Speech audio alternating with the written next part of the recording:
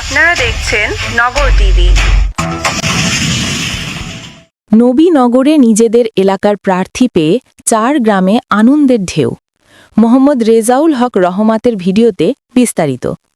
ব্রাহ্মণবাড়িয়ার নবীনগরে আসন্ন ত্রয়োদশ জাতীয় সংসদ নির্বাচনকে কেন্দ্র করে 4 গ্রামে বইছে উৎসবের আমেজ।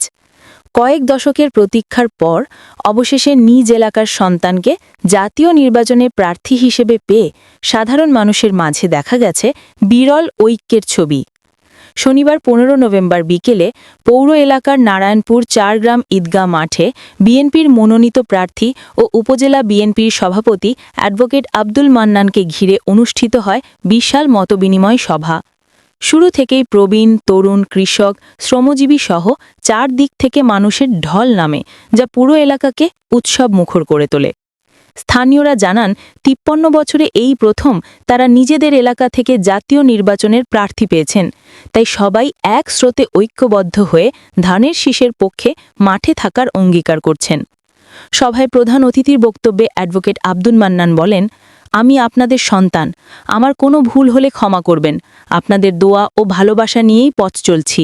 আপনারা ঐক্যবদ্ধ হয়ে ধানের শীষের বিজয়ের জন্য মাঠে থাকবেন, এটাই আমার আবেদন। আমি এসেছি আপনাদের সন্তান, আপনাদের ভাই, আপনাদের বন্ধু, আমার ভাই, আপনাদের সাথে এসেছি আপনাদের সাথে দোয়া চাওয়ার জন্য। আপনারা আমার জন্য দোয়া করবেন এবং আপনাদের এই নির্বাচন, যে নির্বাচন আমাকে মনোনয়ন দিয়েছেন, এই নির্বাচন আমার নয়, এই নির্বাচন আপনাদের চারিগ্রামের।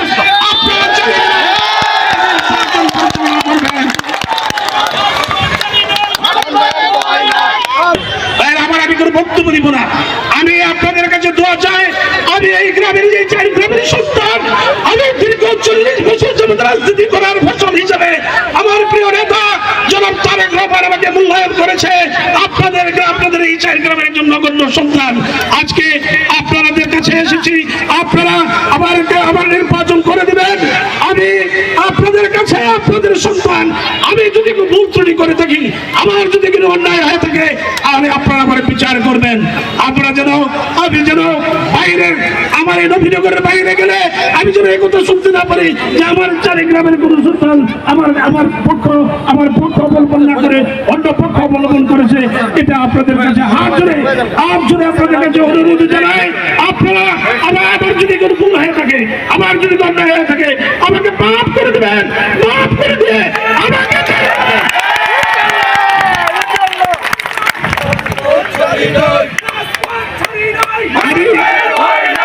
আমি আপনাদের সন্তান, আমাকে আপনারা আপনারা কিভাবে নির্বাচন করবেন, কিভাবে 4 গ্রামের যুদ্ধ রক্ষা করবেন, এটা আপনাদের দায়িত্ব, আপনাদের উপরে ছেড়ে দিলাম।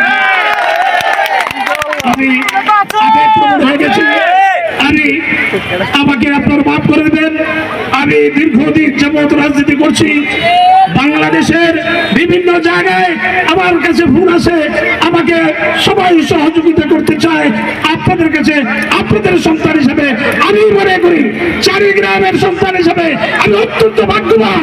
আমি 4 গ্রামের সন্তান হিসেবে 4 গ্রামকে সন্তান হিসেবে আমি মনে করি যে আজকে আমাকে মূল্যায়ন করা হয়েছে। আপনারা 4 গ্রামের যারা আছেন সবাই বেরিয়ে পড়ুন। সভায় সভাপতিত্ব করেন সাবেক ইউপি চেয়ারম্যান শফিকুল ইসলাম সুরুজ খাঁ। সঞ্চালনায় ছিলেন উপজেলা বিএনপির সাংগঠনিক সম্পাদক দেলোয়ার হোসেন সোহেল। আরও বক্তব্য দেন আশরাফ হোসেন রাজু, মোহাম্মদ ইউনুস, এস এ ফজলুল করিম সাদেক, হাজী জহিরুল হক জরু সহ অনেকে।